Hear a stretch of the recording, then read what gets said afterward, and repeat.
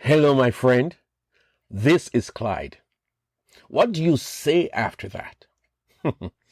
You have a very good friend. In fact, this is your best friend. You've been friends for a long time, and the love connection is ever so strong. The friendship is deeper than you can explain. You live in separate parts of the country, but on one occasion when you guys were sharing a weekend together, your friend did something amazingly surprising for you. Your friend, who is not known for his or her cooking skills, made an exotic meal for you from scratch. This is in honor of our friendship, they said. Later, you learned that your friend had been planning and preparing to do this. What do you say after that? You are utterly lost for words. While Jesus was here on earth, he had 12 close friends we call disciples. These guys were his ministry staff, but he was training them to carry on the work after he left. On this occasion, the night before the crucifixion, they were together having a meal. A part of the first verse of John 13 says, having loved his own who were in the world, he loved them to the end. If you follow the story, there are two details which are shared. Firstly, we read that during the meal, the devil had already prompted Judas to betray Jesus.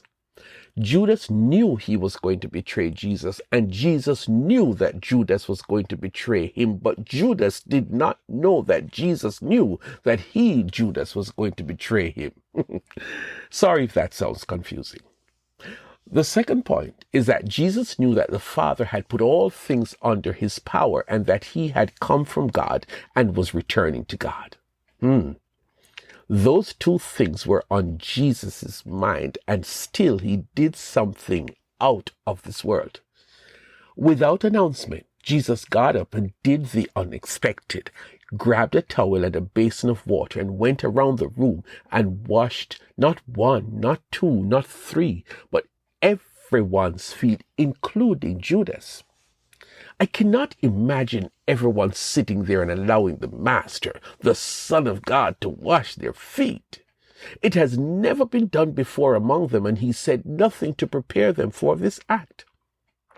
They were caught totally off guard. Well, you know somebody was going to protest, and that person was none other than Peter. Listen to this exchange. He came to Simon Peter, who said to him, Lord, are you going to wash my feet? Jesus replied, you do not realize now what I am doing, but later you will understand. No, said Peter. You shall never, ever, ever wash my feet. Jesus answered, unless I wash you, you have no part with me. Then, Lord, Simon Peter said, not just my feet, but my hands and my head as well. Once more, Peter stood out as different. I'm sure others wanted to protest like Peter, but maybe did not have the courage to stop Jesus from washing their feet. Peter, you had me right there when you categorically said, you shall not wash my feet. That's what I would have said. Jesus' reply was nothing like you expected, right, Peter? Unless I wash your feet, you have no part with me. Is that what this is all about? An act to show that you and I have a meaningful relationship? Let us look at the event again. There are three facts outlined before Jesus began to wash their feet. 1, Jesus loved them totally. Okay? 2, Satan had secretly chosen Judas to betray Jesus, to turn him over to the city leaders and religious guys to be crucified. 3, Jesus knew that his Father had already made him the most powerful in the universe, and soon he was going to return to live with his Father. All of those things placed Jesus in a position of being different from these guys, in a position of being more important than these guys. Jesus knew all of that, but as Lord and Master of these guys, he washed their feet. Are you getting the point?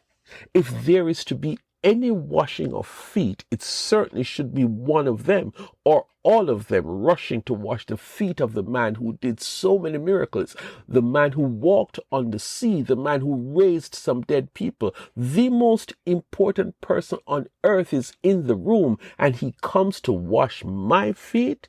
You must be joking. And even when the most talkative one protested, Jesus laid the card on the table. If you don't allow me to wash your feet, this is the end of our relationship. The master is making this foot washing exercise more significant than we could ever imagine.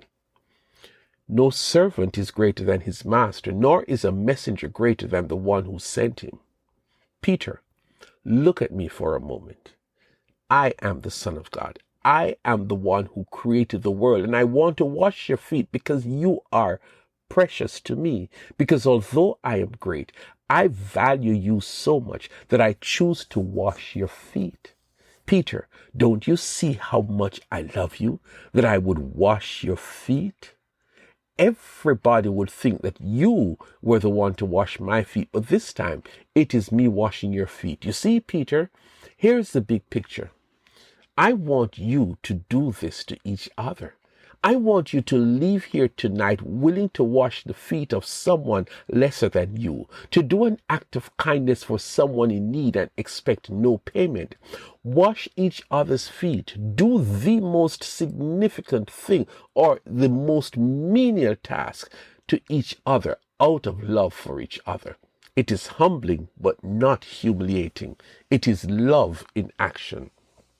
Any chance you get, do something kind, something that no one would expect you to do. If someone does that for you, if God does something like that for you, what do you say after that? Just step out of the way and let God do for you what you don't deserve. This is one more way he chooses to show you that he loves you. Do it for someone else for the very same reason.